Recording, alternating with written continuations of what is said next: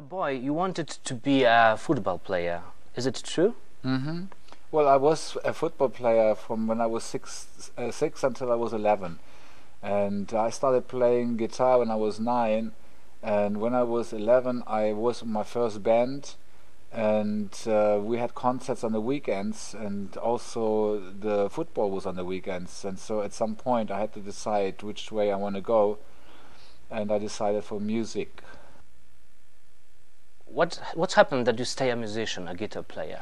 I really liked to play football, and I really liked to play music. I just had to make a choice, and I'm glad I made the choice as a musician, because you can play it for many years, and football you can only play until you know, 30, 40, and that's it. When you recorded Scorpions' Lonesome Crow, you were 15. 15, yeah. And how did you join to Scorpions? I was with Klaus Meine in a band called Copernicus. Actually, my brother, he told me, like, he knew a good singer, and he was introducing Klaus Meine to me. And he used to be in a band called Mushrooms, and he brought his drummer along, and I brought my bass player along from the band I was with before, and then together we formed Copernicus. And then one day we were rehearsing in Hanover, and right next to the Scorpions.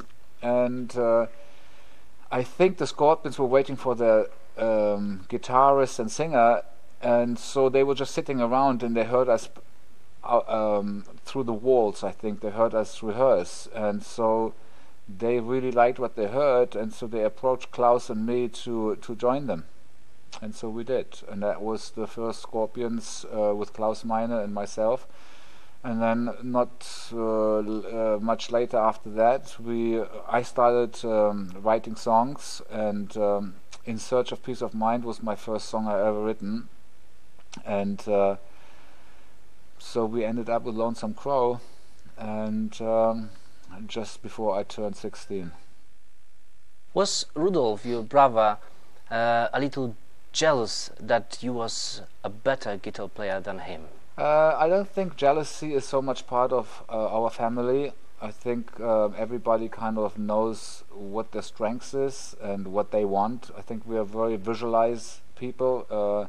We know what we want. My brother always wanted to be in one of the best bands in the world, and I always wanted to be one of the best guitarists in the world. So we both went the direction, or we did the things we needed to do in order to achieve our dream. Why didn't you stay in Scorpions this early? Why didn't I? Yes. Well, when I was with the Scorpions, I always told Klaus and Rudolf that if a band, you know, it was very tough in Germany. I was developing so fast as a guitarist, and all the music and the whole scene was coming from England. And in Germany there wasn't even management allowed, as far as I remember. So everything was kind of very strange in Germany to get anywhere. And so I told them that if an English band would approach me, that I would take the opportunity to be in England and to go somewhere where rock music is appreciated. In Germany there was disco going on at the time. It was very hard for us to find audience, and so when we ended up when we ended up being on the road with UFO, and they approached me to join the band, and so I did. But I didn't want to leave unless I had a substitute for my brother, another guitarist. So I remembered Uli John Roth as a really good guitarist, and so I asked him if he would join the Scorpions, that I was up to something else, and so he did. When you joined UFO, did you speak much English? No. And how was it? But I had a girlfriend, and she was doing all the translating. You said once UFO was also very sarcastic. They would make sick jokes. What kind of jokes, for example? I don't know. I mean, I remember the drummer was saying, like, "Oh, Michael, so you're so lucky that you don't understand English." I said, "Why?" "Well, because these jokes are sick." I don't know. But you know what sarcastic means. I don't remember any. I don't put them in my memory bank, you know, because it's nuisance anyway, so nonsense. So, you know, they're just sarcastic in general.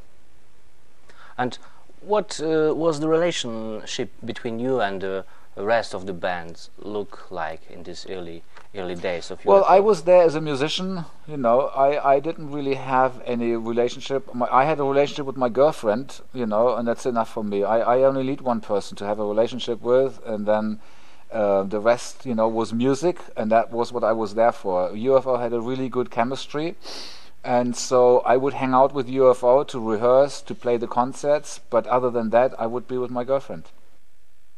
I have heard that in 1974 you were asked by the Rolling Stones to join the band. Is it true? Yeah.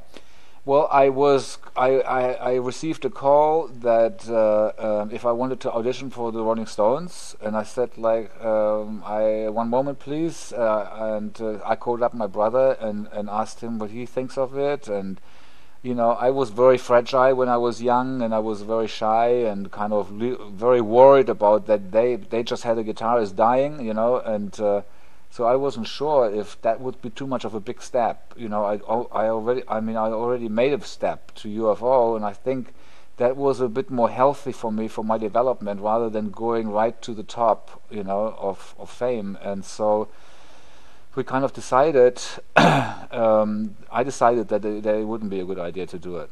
And so I just didn't even call back. I didn't do anything. Let's back to the UFO history. Phenomenon in 1974. Mm-hmm. Would you tell us something more about this album? A few words. Yeah, well, it was the first album that I made with an English band, and it was very exciting. You know, we were rehearsing, actually before we made the first album, we actually recorded a single called Give Her the Guns. So basically we got together, we started to rehearse some of the songs for a next live concert, and while we were doing that, I would be introducing some ideas that I had, you know, just written, and so we would, between rehearsing for live set, we would be doing songwriting and collect some songs. And so we wrote this one song, Give Her the Gun, which then Crystal's Records, I think it was Crystal's Records, they got us Leon Lyons as a producer from 10 Years After. And so we ended up with our first single, and we went straight on tour, and we did quite a few concerts like here and there. We did something in Berlin, a television show, and so on.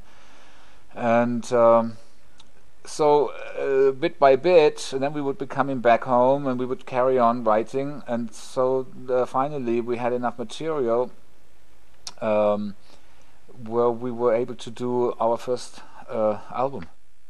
Then was an album called Force It. Mm-hmm. Yeah, Force It was basically the next step. Just like, you know, new songs again, same producer, you know, a little bit more developed. And then we got to No Heavy Patting, the same thing. I mean, we would tour after Force It. Actually, after Force It, I got very sick. For about 6 months, I had like blood poison, and so we had to cancel a tour. And when I was well, we went on tour and promoted Force It. And after Force It, we went back and wrote more songs, and which then became No Heavy Patting, again with Leo Lyons producing it. And then we were at the point where we kind of didn't go anywhere. It was important to make a next big step, and so Chrysalis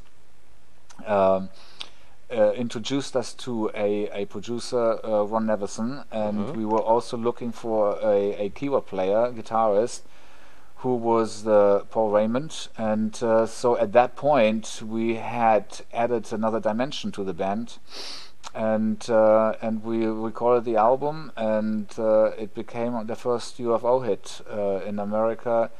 I don't know what it did in Germany, but it was a top 30 album in America, and that's when I all of a sudden kind of got scared and sold everything and disappeared. Then was an album called Obsession. Yeah. Obsession, that was basically a continued continuance of Lights Out. You know, it was again like writing more songs and doing another album with the same producer, just using different recording techniques, more room sounds, etc. And then we toured that album and made a live album.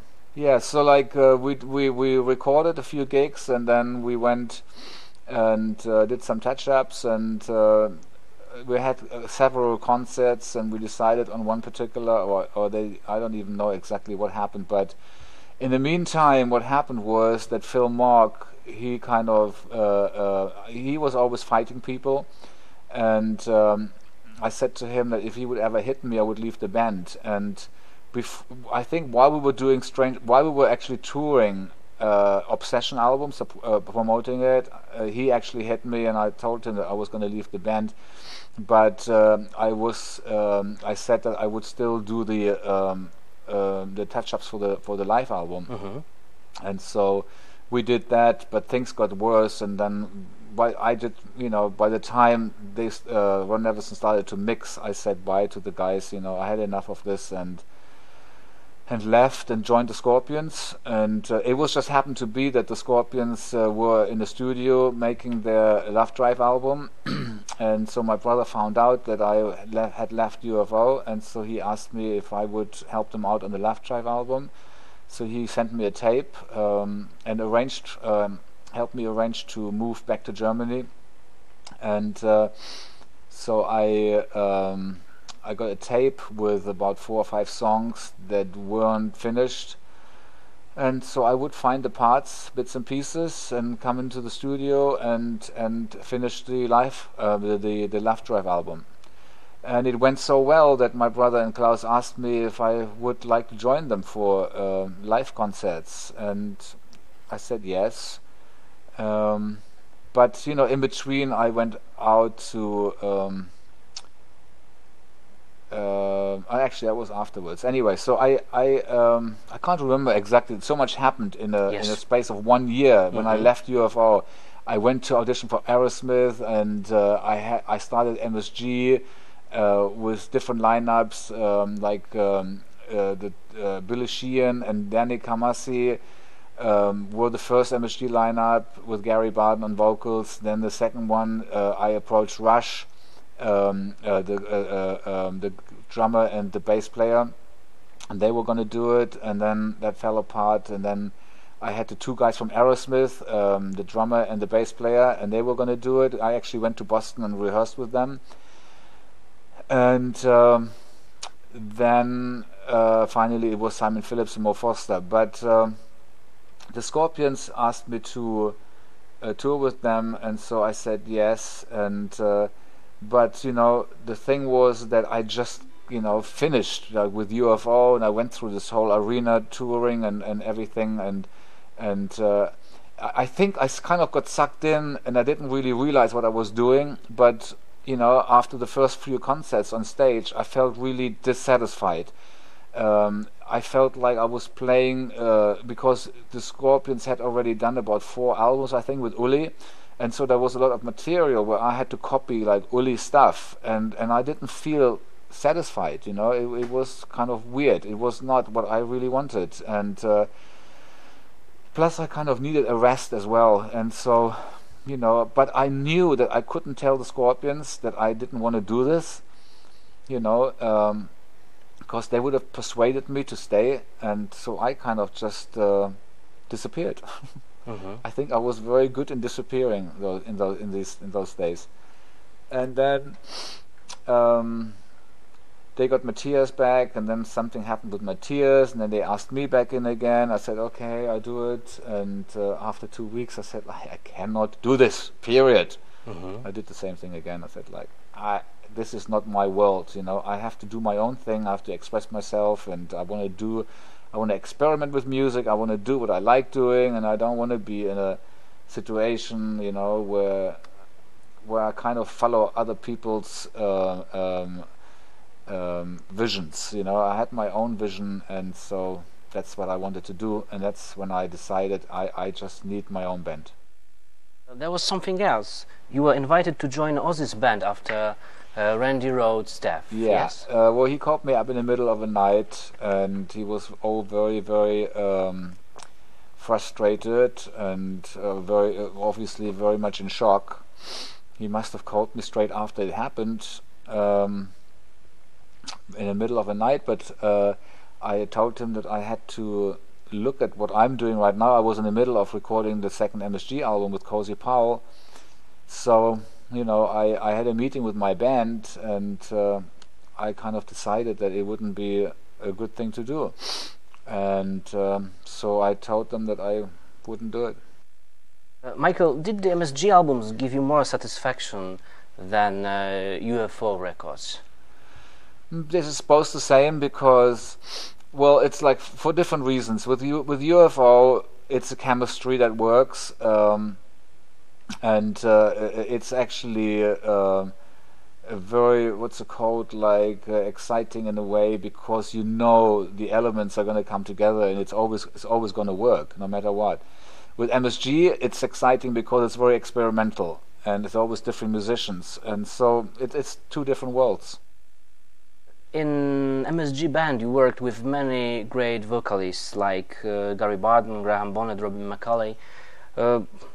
Which one was the best?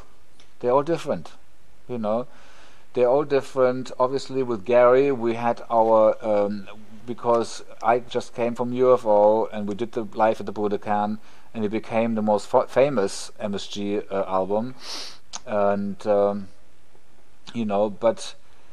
Graham Bonnet had an extremely incredible range, and Robin McAuley had his own little thing going, and so did Gary Barden, And then in the meantime, I had like Leif Leifson from Scandinavia and Kelly Keeling from the States, and I picked them because I found them interesting and liked their voices.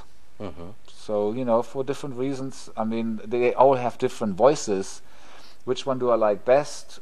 I don't really know, because I relate to the music that has been created in the past kind of slightly differently, because it would have been interesting to see what Graham Bonnet would have done with the songs I wrote with Gary Barden, and what Gary Barden would have done with the songs I wrote with Graham Bonnet. Mm-hmm. It's kind of interesting, But anyway, I think the Graham Bonnet probably had the biggest range, and but being the best, having the biggest range doesn't always make you the best singer either, because there's more to it. You have to write melodies, and you have to know where to leave gaps, and there's a lot of art involved. And a balance. Mm-hmm. How you approach it. How do you sing? And he's going to sing high, you're singing low, and what kind of melodies do you pick? What kind of gaps do you leave, and so on. I think Gary Barden did a really good job as a songwriter, Mm-hmm. as leaving gaps. At least in the first two albums. Graham Bonnet, he was he had more of a rough time writing. Robin McAuley, he was very good in writing. He came up with things very quickly, but he was over singing. He would be singing too much. He wouldn't leave enough gaps. So so that they all had their strengths and weaknesses. What's happened to Chris Logan on the last tour? He left the Chris band. Logan, I was doing an interview, and then the interview was over, and then something happened outside. I heard like a lot of shouting and this and that, and the next thing I knew, the tour manager comes in with a black eye, and he said like, well, I'm not going to stay with this group, with this singer, So obviously him and the singer had a fight. And so Chris, I think he was also a little drunk. I noticed that when we were on stage. But I have no idea whose fault and what really happened. So because I wasn't there. But the only thing that I know is that all of a sudden this whole chaos came into the bus. I was in the back of the bus, and I went and I said to Pete, the drummer, whoever is violent here right now, get them out of the bus and give them a hotel room. So Pete went out and made sure that whoever was violent at that point, I guess it was Chris Logan, was still shouting around and being aggressive, and so our agent Francisco and Chris took a hotel room, and we went and they took a train to the next concert, and we went by bus, and then when we came to Gothenburg, we went from Stockholm to Gothenburg. It happened in Stockholm, and when we got to Gothenburg, the doctor came to check on Chris and said that Chris wasn't capable of continuing, at least not for that night.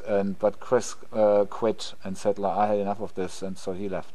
You found a replacement. And so we all went in Gothenburg onto Central Station to the internet cafe, and everybody was sitting on the computer looking for singer. You know, really? Yeah. It was fun. It was amazing. But everybody was rushing around, telephone, computer. Oh, I think I've got somebody. Okay, what's his phone number? And it went like this. And we had to play the same night. And the winner is? And was Leif Sanden. And we had to play the same night. And so we had only like a couple of hours. So Leif went like, okay.